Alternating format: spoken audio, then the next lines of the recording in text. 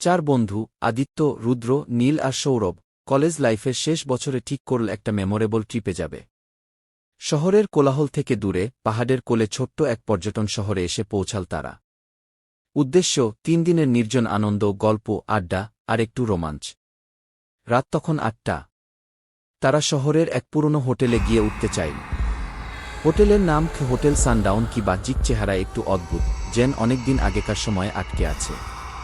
রিসেপশনে এক বৃদ্ধ বসে, চোখে মোটা চশমা। তিনি মুখ না তুলে বললেন, সব রুম বুকড, কেবল রুম ১-৩ ফাঁকা গি। রুদ্র ঠাট্টা করে বলল, ওই তো হরর গল্পের রুম নাম্বার। দারুণ, ওটাই দাও। বৃদ্ধ এবার চোখ তুলে ধীরে বলল, রুমটা। সবাই এড়িয়ে চলে। রাত ১টার পর দরজা বন্ধ রাখবেন। ভিতরে যা হোক, বাইরে আসার চেষ্টা করবেন না গি। সবাই হেসে উঠল। সৌরভ একটু গম্ভীর হয়ে বলল, দাদু ঠিকঠাক বলছেন তো? বৃদ্ধ কিছু না বলে একটা পুরনো খাতা এগিয়ে দিলেন। এতে সই করুন। হোটেল কর্তৃপক্ষ দায় নেবে না গি। তারা সই করে রুমে চলে গেল। রুম ১-৩ বডসড, কিন্তু ভেতরটা যেন খুব ঠান্ডা।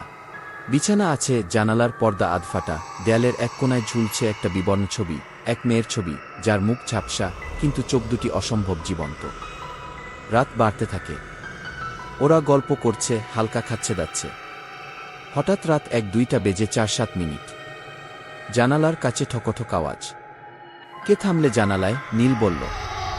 সৌরভ পর্দা সরিয়ে দেখে বাইরে কুয়াশা, আর কুয়াশার মধ্যে অন্ধকারে একটা মেয়ে দাঁড়িয়ে, মুখ দেখা যাচ্ছে না। চোখ দুটো যেন আগুনের মতো জ্বলছে। সেই মুহূর্তে লাইট গিয়ে যায়। পুরো ঘর অন্ধকার। হাওয়া যেন হঠাৎ ঘরের ভেতরে ঢুকে পড়ে, তীব্র শব্দ করে দরজাটা ধাক্কা খায়। পর্দা উঠতে থাকে। দেয়ালের ফ্রেমটা পড়ে ভেঙে যায়। একটা চেয়ার ঘষাঘষি করে নিজে নিজে সরতে থাকে। এটা মজা হচ্ছে না রে।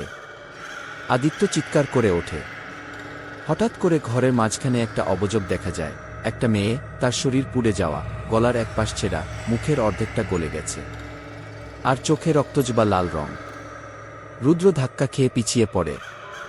সৌরভের মুখ ফ্যাকাশে। সে গি সৌরভ কথাই শেষ করতে পারে না। মেয়েটা ধীরে ধীরে ঘুরে তাকায় তাদের দিকে। তার মুখ থেকে গলে পড়ছে রক্তের মতো ঘন তরল, আর চোখে অদ্ভুত হিংসা। সে হাত বাড়ায়। তার আঙুলগুলো হাড় বের করে টেনে এনে গেছে, নখ নেই, শুধু কঙ্কালসার হাড়। আদিত্য চিৎকার করে টর্চ জ্বালায়, কিন্তু টর্চের আলোতে মেয়েটা হাওয়ার মতো মিলিয়ে যায়। নীল মেঝেতে বসে পড়েছে, তার চোখ স্থির। সে কিছু বলছে না। তার মুখে শুধুই ফিসফিস, সে ফিরে এসেছে। সে ফিরে এসেছে কি? ঠিক ১-৩ মিনিট। একটা কান ফাটানো চিৎকার। ঘরটা কাঁপতে থাকে। বাতাসের শব্দে এক ধরনের গলা শোনা যায়, ফিসফিস করে বলছে, আমার ঘর, এটা আমার ঘর, তোরা বাঁচবি না গি। সবাই ছুটে যায় নীলের দিকে। কিন্তু তখনই তারা দেখে নীলের চোখ উল্টে গেছে, মুখ থেতলে গেছে। সে নিঃশ্বাস নিচ্ছে না।